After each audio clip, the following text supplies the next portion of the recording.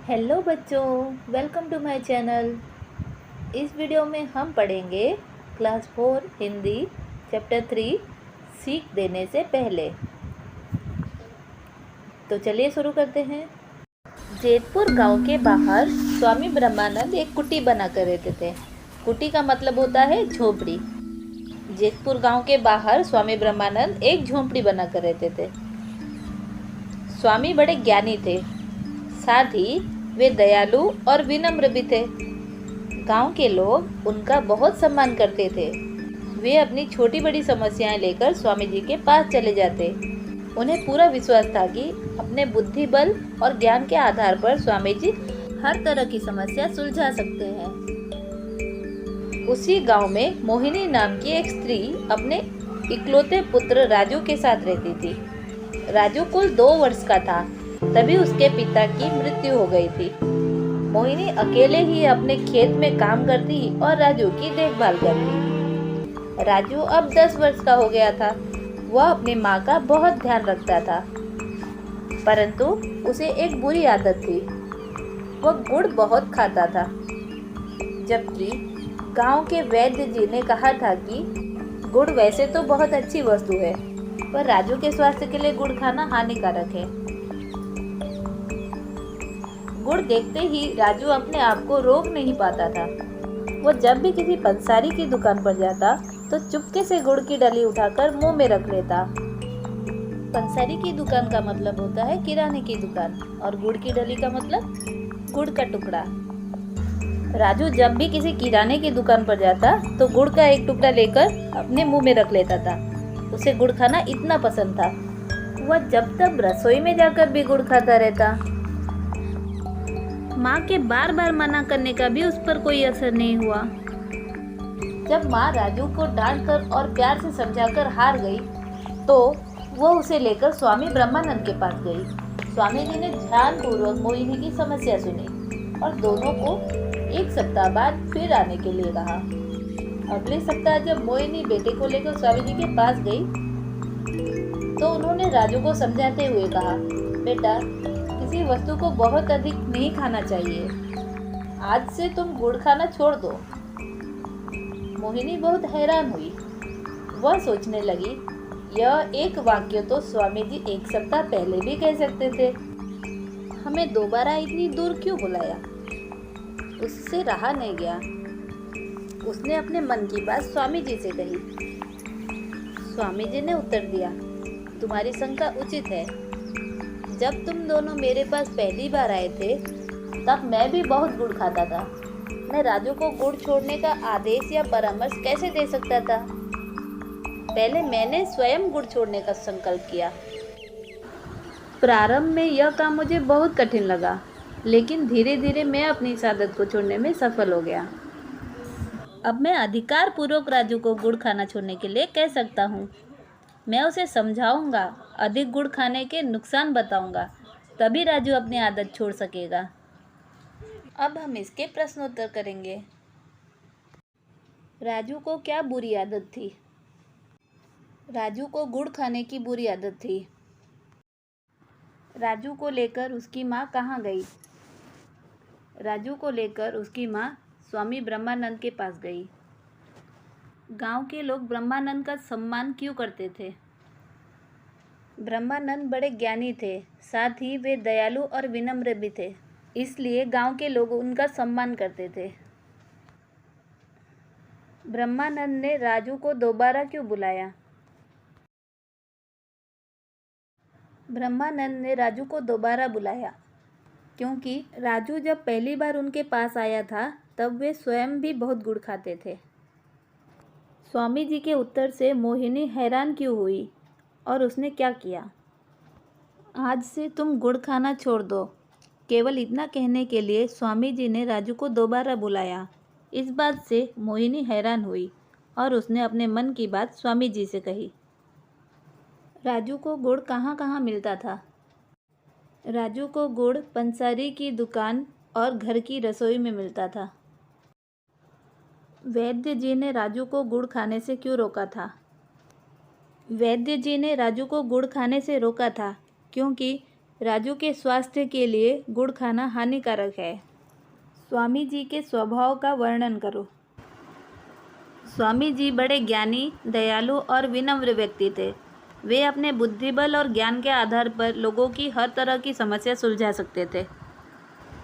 कहानी के अनुसार सही बात पर सही का चिन्ह लगाओ।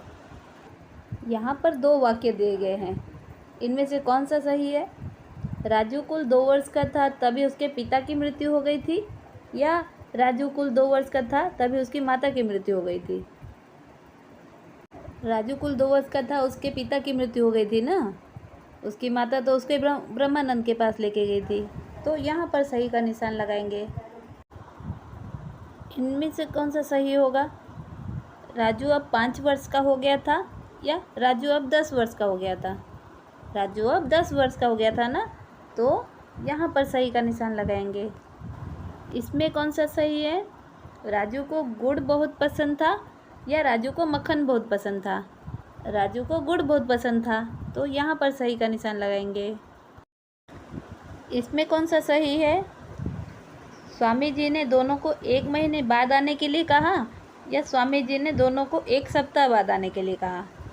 स्वामी जी ने दोनों को 1 सप्ताह बाद आने के लिए कहा ना, तो यहाँ पर सही का निशान लगेगा। रिक्त स्थान भरो। पहला है, डैश गांव के बाहर स्वामी ब्रह्मानंद कुटी बनाकर रहते थे। डैश में क्या भरेंगे? कौन सा गांव था? जेतपुर। जेतपुर गांव के बाहर स्वामी ब्रह्मानंद कुटी बनाकर रहते थे। दूसरा है, वे अपनी डैश समस्याएं लेकर स्वामी जी के पास चले जाते। क्या भरेंगे? छोटी बड़ी समस्याएं। वे अपनी छोटी बड़ी समस्याएं लेकर स्वामी जी के पास चले जाते। तीसरा, राजू के डैश के लिए गुड़ खाना हानिकारक है। क्या भरेंगे? स्वास्थ्य। राजू के स्वास्थ्य के लिए गुड़ खाना हानिकारक है। चौथा, स्वामी जी ने डैश मोहिनी की बात सुनी। क्या भरेंगे? स्वामी जी ने ध्यानपूर्वक मोहिनी की बात सुनी। पांचवा, मैंने स्वयं गुड़ छोड़ने का डैश किया। क्या भरेंगे? संकल्प। मैंने स्वयं गुड़ छोड़ने का संकल्प किया। उचित उत्तर पर सही का चिन्ह लगाओ। पहला है, मोहिनी कौन थी? स्वामी जी की पत्नी, मुखिया की पत्नी, राजू की माँ, या राजू की मौसी? कौन थी मोहिनी? राजू की माँ, तो हम यहाँ पर टिक लगाएंगे। दूसरा, स्वामी जी का नाम क्या था? क्या था नाम स्वामी जी का? ब्रह्मानंद, श्यामदेव, सदानंद, या बिरजानंद? ब्रह्मानंद, तो हम ब्रह्मानंद पे टिक लगाएंगे। तीसरा, स्वामी जी कहाँ रहते थे? वीरपुर, कानपुर, नागपुर, या जेतपुर? कहाँ रहते थे? जेतपुर, तो हम जेतपुर पे टिक लगाएंगे। निम्नलिखित शब्दों के पुल्लिंग रूप लिखो। बहन का पुल्लिंग होगा भाई, इकलौती का इकलौता, माता का पिता, स्त्री पुरुष, बेटी बेटा, पुत्री पुत्र। नीचे दिए गए विशेषणों के साथ संज्ञा जोड़कर वाक्य बनाओ। ज्ञानी। ज्ञानी एक विशेषण है, इसमें संज्ञा कैसे जोड़ेंगे? हम जोड़ देंगे व्यक्ति, ज्ञानी व्यक्ति। ज्ञानी विशेषण और संज्ञा व्यक्ति। अब हम वाक्य बनाएंगे। स्वामी जी बड़े ज्ञानी व्यक्ति थे। दयालु।